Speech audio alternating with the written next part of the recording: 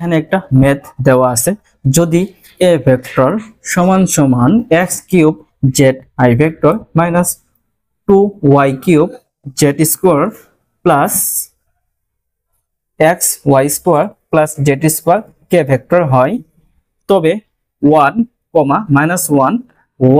বিন্দুতে nabla dot A এর মান নির্ণয় করো। দেখো এটা মোস্ট ইম্পর্টেন্ট, কেউ এগুলো মিস দিবে না। দেখো তাহলে আমরা প্রথম নির্ণয় করব নেবলা। আমরা কি জানি বলতো, নেবলার মান জানি কয়টা? 3টা জানি। নেবলার মানগুলো আমরা লিখে নিচ্ছি। Del by del X I plus del by del Y J vector plus del by del Z K vector. এটা আমরা লিখতে পারি। আর এখানে কি আছে? এ আছে, তাহলে এর মানটা এখানে লিখে নাও, এ ভেক্টর কে। এটা আমরা লিখে নিলাম। এখন দেখো নেবলা ডট এ নির্ণয় করব। নেবলা ডট এ, দেখো তাহলে নেবলার মানটা আমরা লিখে নিচ্ছি। Del by del x plus del by del Y j plus del by del Z k. দেখো এর মানটা এখানে লিখে নিচ্ছি।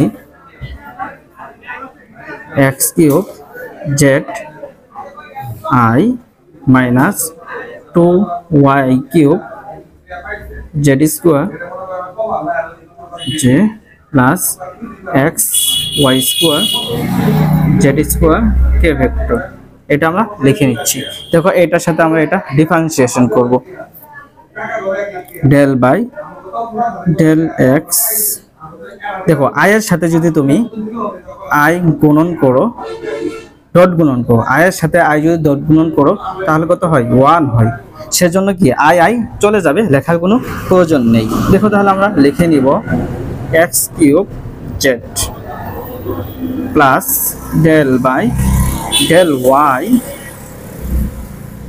Minus 2y cube Z square plus del by del Z X Y square Z square. এগুলো আমরা কি লিখে নিলাম। এখন দেখো এখানে ধ্রুব সংখ্যা হলো 1, ধ্রুব সংখ্যা কি ভাইয়া? জেড লিখে নিলাম। আর এটার সাথে আমরা একটা সূত্র জানি, ডি বাই ডি এক্স যদি কি থাকে? এন থাকে। যদি কি এক্স এর মাথায় যদি কি থাকে? এন থাকে, আমরা কি লিখতে পারি বলো তো? এন এক্স এন মাইনাস 1 আমরা লিখতে পারি। দেখো তাহলে এই সূত্র অনুযায়ী কি হয়?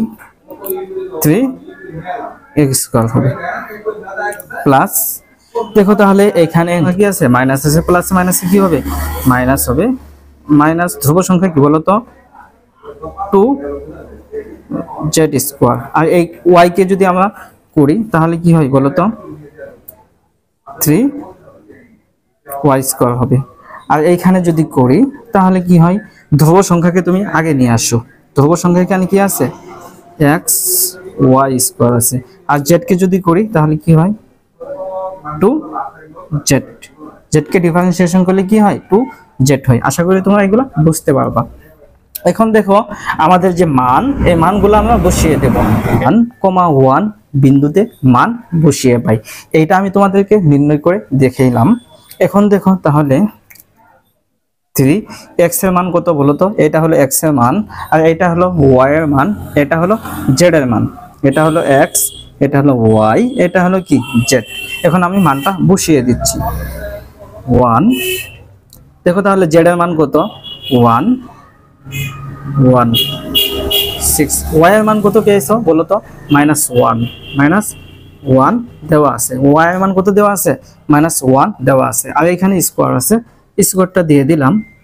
আচ্ছা দেখো তাহলে z এর মান কত? 1। এক্স এর মান কত বলো তো 1, ওয়াই এর মান কত -1, জেড এর মান কত 1। এগুলো আমি ক্যালকুলেশন করতেছি। কত হবে এখানে বলো তো 3 হবে, এখানে কত হবে 6, এখানে যদি করো তাহলে কত হবে 1 হবে, এটাকে করলে কত হয় 1 হয় 2, এটাকে করলে কত হবে দেখো 1, এটাকে করলে কত হবে 1ই হবে, 1 হবে, লেখার কোনো প্রয়োজন নেই। তাহলে আমরা লিখতে পাই 3 6 + 2, তাহলে কত হবে এটার সাথে এটা যোগ করলে হয় 5 - 6, এটার সাথে এটা যদি ক্যালকুলেশন করি তাহলে কত হয় -1 হয়। এটাই আমাদের অ্যান্সার। আশা করি